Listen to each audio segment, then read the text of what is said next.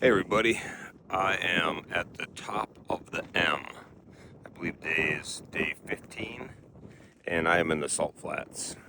As you can see, I'm in Bonneville. A couple of other people came out here and camped.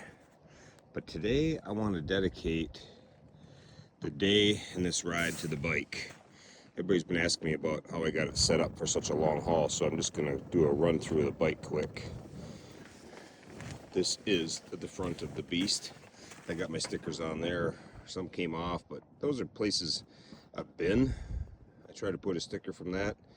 I do have a nice sticker from Turbo that he gave me. But as far as the bike goes, light in the way are my Denali Destroyers. They are super bright, and what I really like about them is this light right here is adjustable. So when I go down the freeway, just by hand, I can move it in or out, put it straight down the lane or more off in the ditches. These are my D7 Pros. They shine up the ditch like it's nighttime. Up top is my Clockworks windshield. If you don't think this flare is legit, then you don't know much about windshields, because I stay clean sitting back there, and that is covered with bugs every single day. So I love them not only for how they deflect the wind, but the fact that they can withstand a beating. I've been hit by rocks, sticks, you name it. See, it's hit that windshield and it's taken it. This is my coat Gavin gave me a few years back. Underneath that is my radar detector. It has a light up top that goes off. I don't encourage speeding, but sometimes, you lose track of where you are, what you're doing. Got my Easy Pass up there. GoPro. What else we got here? A Garmin Zumo. I got this charger that I think is awesome because you don't have to plug anything in, and it holds it tight, super easy in and out. Here I keep my glasses, my sunglasses, and a spare pair of clears. I have a magnet attached to them, so these go right to the tank. Flashlight, an emergency flare. Chase Harper take bag. I think this one's a Chase Harper. Might be a Nelson Rig. I like them both. This one's a Chase Harper. Keep my directions in a Hydrolock bag. I've got a bunch of different systems for this. This one's not very complicated for me because I have it memorized. So it's in there, easy enough. The seat.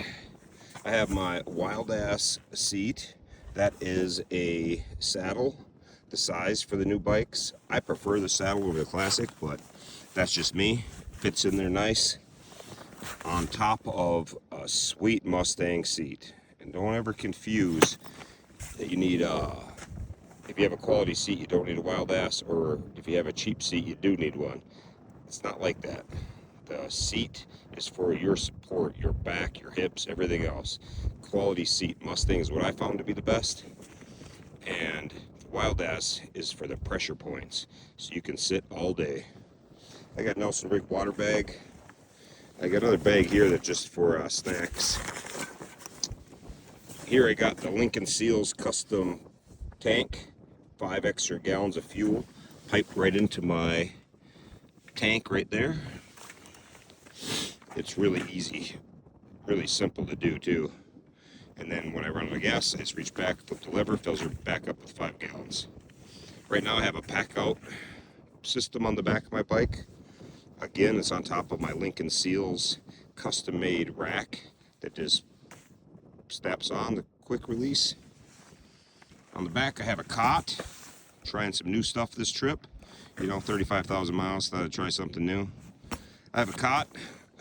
That's an Amazon one, but the Walmart has them as well. I have a sleeping bag, a 2-part system on this leg of the journey, because I thought I might get some cold weather, which I did. I have the reactive tent, the 3-second tent, which I have the large one, which I would recommend. They don't pack up much different in size, as you see, packed on the bike, but when you set them up, it's much larger in size. I have a blue tarp in case of emergency or in case I don't want to use a tent, but I recommend having a blue tarp. They're super handy when things go bad. Again, that's another look at my tank, fill it up there, super easy. I have a Yeti water jug with a hose on it. Not a big fan of it, but I'm trying to get used to it again. Here I wired in wire for my Noco charger because you can't go to the starter anymore. So this way, if I do get a dead battery, I can just plug my charger right into it. I got to change where that goes. I had it set up, but it came out of that hole. That's why it's wired up like that. Here I got my Chromeworks exhaust, which I absolutely love because it has a nice sound to it, which lets people know I'm coming by without deafening me as I roll down the road. And the power, everything works just great on this bike since I got it rebuilt at Viking Land. And here, what you don't see, which is the most important, is the Legend suspension. I have the Revo Arcs in the rear and the Performance in the front, and it's something you can't see, but you really depend on. And what I like about the Arcs is you can adjust them. This time around, I went with a heavy duty. It's the first time I've used a heavy duty. I will say that there's more adjustments to them needed. If you're gonna vary from load or riding, you have to adjust them a little more. So if you get the heavy duties, be prepared to do a little more adjustments than you do on your other ones. But if you're gonna carry a big load, or if you have, large passenger with a lot of gear, then you might want to think about the heavy duty. And just know that you got to get under there and adjust the up, underneath, but right there you can do the downs. Super simple. But I really like that setup like that. I think that's everything. Let's see. Yeah, I think that's it. But that's the bike. This is set up for me to live off of for 40 days. As you see, it has a little bit of crazy to it, but it's my kind of crazy and it works. I did have to change some things because I had too much weight in the pack. I had to change them into the bags and get that weight lowered down. I was lazy and I paid for it. This is just a waterproof bag with things I hope I never need. Jump pack, tools, tire repair kits, things like that. So I'm hoping I don't have to get into that. But that's the bike. She has seen the country a time or two, and she's held up good. So with that, one last view of this beautiful place. The sun is coming up. Camper right in the way. That'd be a nice picture for that camper. I don't know who they are. But it's beautiful. With that, oops, I'm out of here. Peace.